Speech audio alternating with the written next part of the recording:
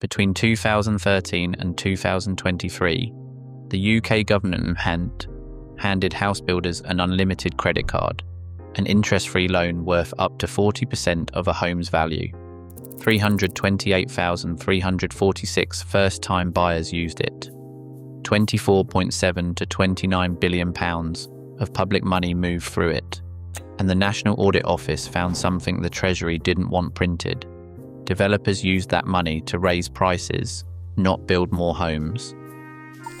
The scheme operated in England from April 2013 to March 2023, specifically targeting newly built homes. It relied on a three-part funding structure.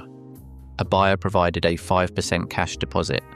The state then supplied an equity loan of up to 20% of the purchase price, a limit that rose to 40% in London in February 2016. A retail bank mortgage covered the remaining balance. This government loan remained interest-free for the first 5 years, but it was never free cash. Because it represented an actual equity stake, the eventual repayment amount shifted in direct proportion to the property's market value.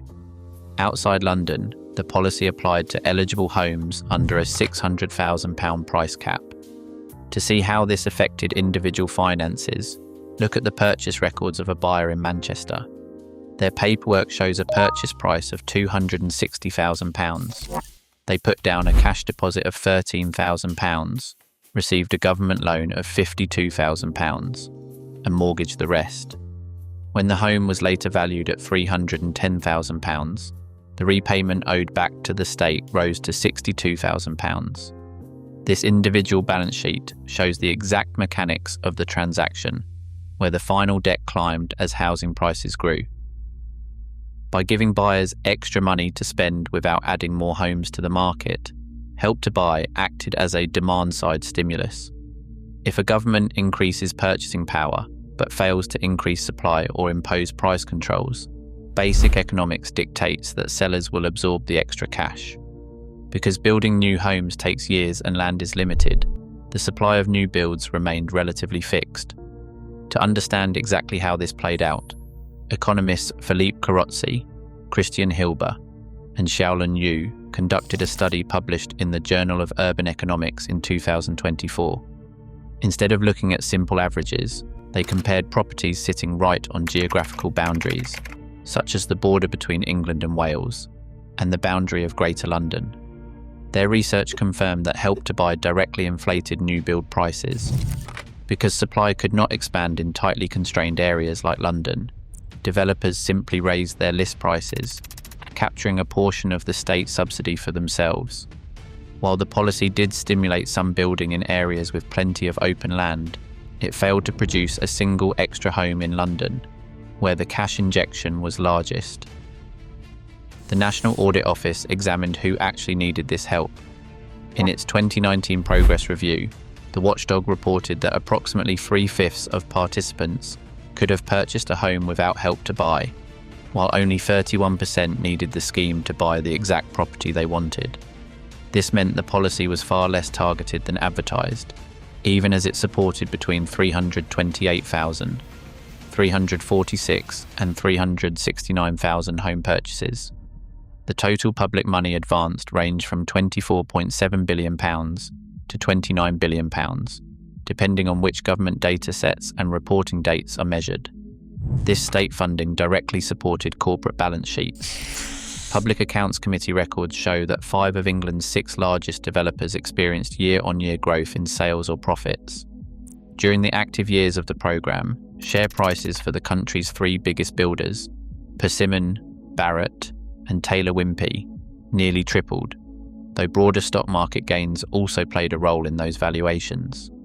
The most visible connection between public subsidy and developer wealth appeared in executive suites. Persimmon Chief Executive Jeff Fairburn was awarded a bonus exceeding £75 million, which the company later reduced following intense public backlash. While Help to Buy was not the sole cause of these corporate gains, the scheme's massive sales volume provided a direct path to unprecedented executive pay. Persimmon, Barratt, and Taylor Wimpey did not respond to requests for comment regarding their profits and performance during this period. No official UK study establishes a single average of £15,000 taken from every buyer. That figure is an investigative scenario, not a universal measured loss. To find the actual cost, we must separate what a new home is normally worth from the artificial price inflation caused by the state subsidy. Buyers naturally pay more for a brand new house. This standard new build premium typically ranges between 8 and 15%, reflecting legitimate benefits like higher energy efficiency ratings, developer warranties, fitted kitchens, and the convenience of buying without an onward chain. But the 2024 London School of Economics study by Felipe Carozzi, Christian Hilber, and Xiaolin Yu isolated a secondary charge. They found that Help to Buy injected an extra price increase of roughly 2.3 to 3.9% in London on top of that standard premium. While a percentage like this translates to a 5-figure sum on a higher priced property, it cannot be flattened into a single national cash average. This extra layer represents market margin, driven by cheap government credit, expanding the pool of buyers. To check this, use free price paid data from HM Land Registry on gov.uk. Cross-reference with Rightmove or Zoopla sold prices. Find 2 homes of similar size and type, within 1 mile, sold in the last 6 months, 1 new build, 1 established resale. We are not going to point at one house and call it theft. The scheme-wide pattern is the story, and you can run this exact check on your own street in 5 minutes. Approximately 1 in 4. Help to Buy properties were sold as leaseholds, a rate far higher than comparable homes on the open market. This tenure represented a completely separate channel of financial extraction. Under these leases, buyers did not own the land beneath their homes. Instead, they paid ground rent, a recurring fee to the freeholder. Many of these contracts contained clauses that doubled this rent every 10 years. Campaigners and members of parliament later branded this system a racket. For developers, it was a highly profitable commercial strategy. They used the massive sales volume of the government scheme to build and offload leasehold properties, then sold the valuable freeholds to investment companies for a second stream of profit, leaving buyers legally bound to the escalating leases. The impact is documented in the legal dossier of a buyer in Birmingham who purchased a flat under the scheme. The original lease shows a ground rent starting at £250, scheduled to double to £500 in 10 years and £1,000 in 20. When the buyer tried to sell, correspondence from mortgage lenders like Nationwide showed they refused to finance any purchase of the property due to these escalating fees. The home became effectively unsellable, trapped by the very contract designed to help them buy it.